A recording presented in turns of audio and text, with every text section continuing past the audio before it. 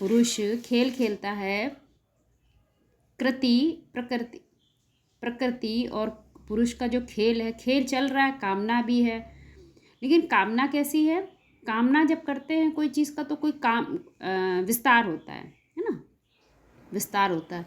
और विस्तार हो रहा है तो विस्तार में कुछ ना कुछ डिस्टर्बेंस तो आएगी ही आएगी, क्योंकि फिर हम कुछ करेंगे, कुछ साथ में जुड़ेंगे लोगों के, है ना, तो कुछ ना कुछ रचना रचेंगे, है ना, तो ये सब चीज़ें होंगी।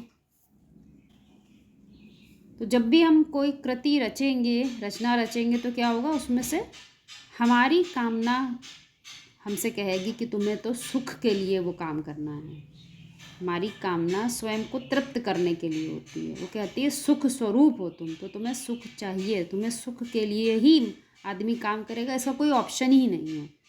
दूसरा क्या चीज़ है, जो कुछ भी काम करेगा उसमें थकेगा, सब करेगा, फिर उसके जब थक जाएगा तो उसको क्या चाहिए, शांति भी चाहिए। अशांत तो होगा ही होगा, कुछ भी आप सुबह से शाम तक करेंगे तो उसमें अशांति आती ही आती है, कुछ ना कुछ परेशानी आती ही आती है। लेकिन मनुष्य का वास्तविक जो मूल स्वरूप है जीवात्मा का, वो क्या है, सुख स्वरूप होना और क्या होना, शांति स्वरूप होना। जब तक शांति नहीं होगी तो वो स्व के रूप में नहीं है, स्व के रूप में, स्व मतलब आत्मिक स्थिति में नहीं है। उसे शांति चाहिए ही चाहिए, सुख चाहिए ही चाहिए। लेकिन खास बात क्या है, रंगमंच पर खेल भी चलना ही चलना है। ये वास्तव में एक शाश्वत नियम है जो हमें समझ लेना चाहिए। ये खेल चलेगा ही चलेगा, उसे कोई रोकता नहीं है। इसीलिए ड्रामा को क्या कहा जाता है, अविनाशी। इसका ना आदि पता है और ना ही अंत पता है। जिस चीज़ का ना आदि है ना अंत है, तो हम अंत के लिए प्रयास नहीं करते और ना ही आदि के लिए प्रयास करते हैं। हम प्रयास क्या करते हैं, खेल को खेल की तरह खेल पाने की क्षमता पुनः डेवलप हो जाए, खेल को खेल की तरह देख पाने की क्षमता पुनः डेवलप हो जाए, जो हम भूल गए हैं। जब हम खेल को खेल की तरह नहीं देखते हैं तो क्या होता है, फिर उसमें हार और जीत में हम बहुत ज़बरदस्त फंस जाते हैं। क्योंकि कभी हमसे तगड़ा कोई व्यक्ति आ गया तो हम हार भी जाएंगे, कोई कमज़ोर आ गया तो जीत भी पा लेते हैं। दोनों चीज़ें होती हैं ये, क्योंकि जगत में हर वैरायटी है। जगत जब भी देखेंगे तो जगत में हमेशा वैरायटी देखिए, वैरायटी होती है जगत में, खाली एक वैरायटी नहीं चलती। जगत में वैरायटी धर्म होते हैं, क्योंकि सबके अपने अपने स्वधर्म हैं। प्रत्येक जीवात्मा अपने स्वधर्म पे काम कर रही है, अपने सोचने के एक पैटर्न पे काम कर रही है, उसको कोई बदला नहीं जा सकता। इसीलिए कहा जाता है प्रत्येक आत्मा क्या है, उसका पार्ट जो है क्या है, अविनाशी है, उसको बदला नहीं जा सकता है, क्योंकि उसका वही धर्म है, क्योंकि वो वही काम करने के लिए पैदा हुआ है, उसका अस्तित्व ही यही है। तो कोई क्या कहीं अपने अस्तित्व को बदल सकता है क्या, नहीं बदल सकता है। यहाँ तक बात समझ में आती है। मुख्य बात क्या है, सुख और शांति। अब बात ये है कि ये दोनों तो होना थोड़ा मुश्किल होता है, दोनों विपरीत बातें हैं। दोनों कैसी बातें हैं, विपरीत हैं। क्यों, क्योंकि जब भी जगत में कोई कामना पूर्ति की बात होएगी, कोई भी चीज़ चाहे छोटी से लेकर बड़ी तक, तो उसमें कुछ न कुछ भोग अवश्य होगा, इंद्रियों से भोग अवश्य होगा, अवश्य होगा। उसको कोई रोक नहीं सकेगा। बिना भोग के तो सुख पैदा ही नहीं हो सकता। हम बिल्कुल मूल कंसेप्ट की बात समझा रहे हो, समझिएगा कि वो बिना भोग के सुख नहीं पैदा हो सकता। अब जब वो पैदा होगा तो फिर क्या होगा, जब भी कोई कर्म किया जाए, कभी कोई क्रिया हो, कुछ भी हो, तो उससे क्या पैदा होगा, तब सुख पैदा होगा। अब सुख तो पैदा हुआ, लेकिन फिर क्या हो गई, शांति बिगड़ गई, थोड़ी तो अशांति होगी। कि जब भी कोई प्रक्रिया करी जाएगी, कोई भी कर्म होगा, तो उसमें जो वास्तविक स्थिति है वो डिस्टर्ब होती ही होती है। चाहे कुछ भी आप ले लें तो वो अशांति बढ़ती। जैसे मान लीजिए कोई छोटा बच्चा है, वो अपना ऊपर अपने माँ के पास है, परंतु वो क्या चाहता है कि मैं खेलने जाऊँ, मुझे खेलना है। तब तक ऊपर था, तब तक सुख नहीं मिल रहा था, परंतु किस में था, वो शांति में था। अब वो उसने बोला कि मुझे जाना है, तो नीचे 4 तरह के बच्चे हैं। कोई मारपीट करने वाले भी हैं, कोई परेशान करने वाले भी हैं, कोई तगड़े तंदुरुस्त भी हैं, कोई दुबले पतले भी हैं, तो हर तरह के बच्चे हैं। परंतु उसे तो फिर ऊपर तो जब था तो शांति थी वहाँ पर, लेकिन उसे सुख अनुभव नहीं हो रहा था। तो जैसे ही वो उस तल से नीचे उतरा तो क्या हुआ, अब वहाँ पर उसको खेलने पे सुख महसूस होने लगा, परंतु क्या चीज़ डिस्टर्ब हो गई उसकी? शांति तो डिस्टर्ब हो गई ना, अशांति पैदा हुई।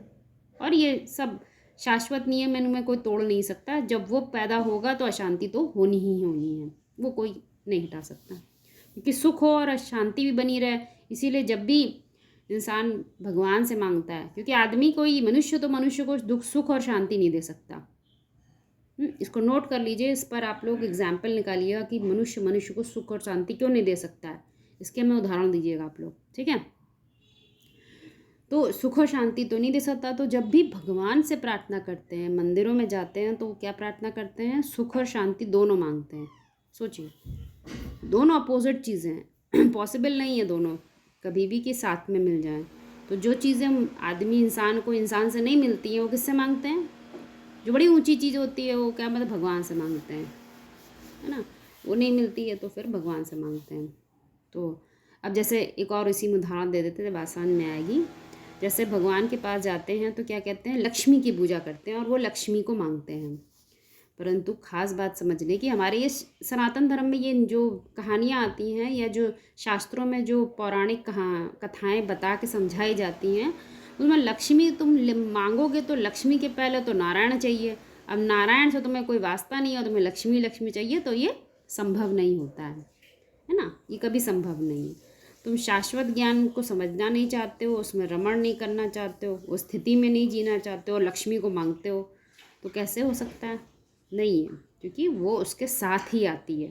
परंतु मनुष्य क्या होता है, क्योंकि जब भी हम जगत में रहते हैं, व्यवहारिक जगत में रहते हैं, तो हम एक तरफा ज़िंदगी होती है हमारी। हम केवल एक पहलू को देख रहे होते हैं, अपनी ज़िंदगी को देखते हैं, जो दुनिया में हम जी रहे हैं सिर्फ उसको देखते हैं।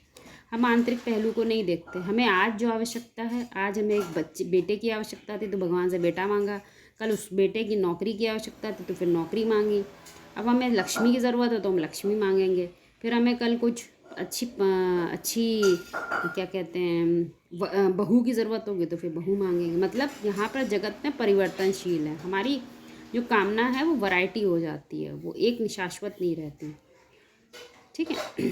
तो हम जो चीज़ को देखते हैं वो हमारा दृष्टिकोण बहुत सीमित होता है। थोड़ा बहुत क्लियर हो रहा है?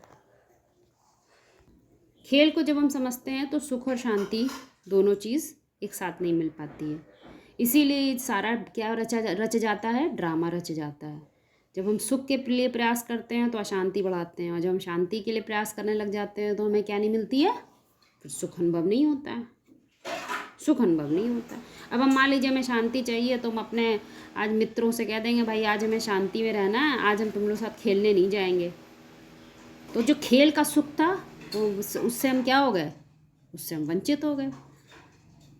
तो चमड़े का टुकड़ा एक तरफ पाँव धरा, दूसरा उड़ गया, वो नहीं पूरा हो सकता है, ठीक है।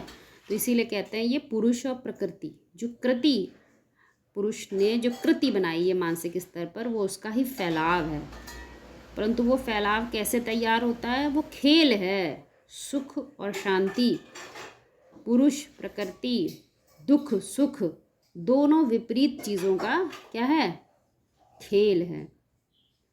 दुख कोई नहीं चाहता, सुख सब चाहते हैं, परंतु दुख सुख के साथ चला आता है, समझिएगा। फिर कोई नहीं चाहता कि मेरे साथ कोई गलत खराब परिस्थितियाँ आएँ, कोई नहीं चाहता।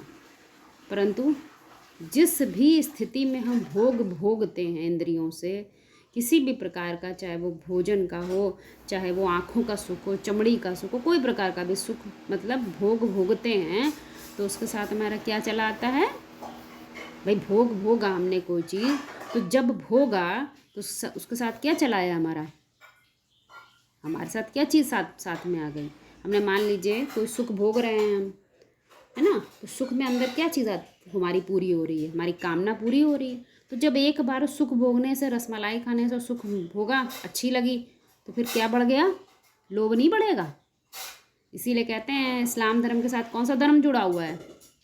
मुसलमान धर्म जुड़ा हुआ है, क्योंकि मुसलमानों ने आतंक बचाया, क्योंकि लोभ के कारण जितना था उससे सेटिस्फैक्शन नहीं मिलता है। तो ऐसे ही यहाँ पर भी हमारे आंतरिक तल पर भी, मानसिक तल पर यही घटनाएं घटती हैं। कामना जब थोड़ा सा पूरी होती है तो कौन सा रूप लेती है? लोभ का रूप लेती है। तो कामना पूरी होने पे लोभ बढ़ता है, जैसे ही लोभ बढ़ता है तो और भोगने, जैसे जैसे भोग बढ़ता जाता है सुख भी बढ़ेगा, लेकिन क्या बढ़ती जाएगी साथ में? अशांति। अशांति बढ़ी, शांति घटी। तो बस शुरू हो गया, क्या शुरू हो गया? खेल। खेल चलने लग जाता है। फिर जब तक तुम खेल को खेल की तरफ देख रहे थे, पासे को अपने हाथ में रखे थे, बस कामना को पूरी करने, जितनी कामना मुझे मिनिमम चाहिए उतनी ही पूरी करनी थी, लोभ नहीं बढ़ाया था, तो तुम्हारे हाथ में है तुम्हारी सत्ता। और जब तुमने सत्ता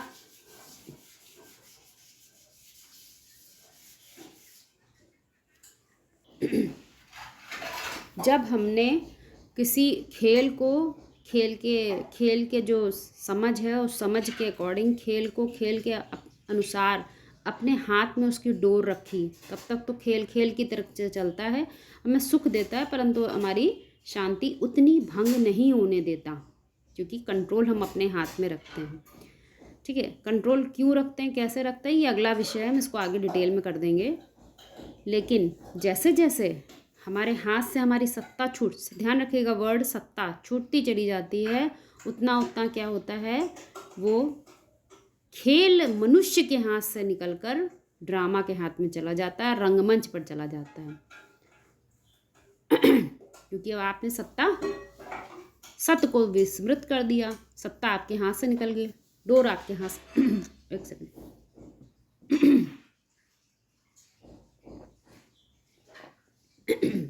सत्ता हमारे हाथ से निकल गई। जब सत्ता हमारे हाथ से निकल जाती है तो किसके हाथ में चली गई? ड्रामा के हाथ में। तो तब तो हम खेल रहे थे, फिर बाद में क्या हो गया? उस खेल में हम उलझ गए। तो हम जब खेल में उलझ गए तो हमारे जीवन क्या हो जाता? खिलवाड़ बन जाता है, जैसे लगता है हमें कोई और चला रहा है। हम क्या मात्र बन जाते हैं? कठपुतली। हमें ऐसा महसूस होने लगता है हम नहीं कर रहे हैं, कहीं और से डोर हमारे को करवा रही है, और हम फिर कल्पनाओं में जीने लग जाते हैं। फिर किसी अलग से कहीं अलग ढूंढ कर कोई भगवान बना लेंगे, कोई देवता बना लेंगे, और कहीं कोई लोग तो कहीं गॉड मैन भी बना लेते हैं, किसी व्यक्ति को ही गॉड मैन बना के बैठा लेते हैं। तो ऐसे काल्पनिक जगत का एक निर्माण हो जाता है ना, स्वर्ग नरक का निर्माण हो जाता है। ठीक है, ये सब कॉन्सेप्ट हमारे दुनिया में आ जाते हैं।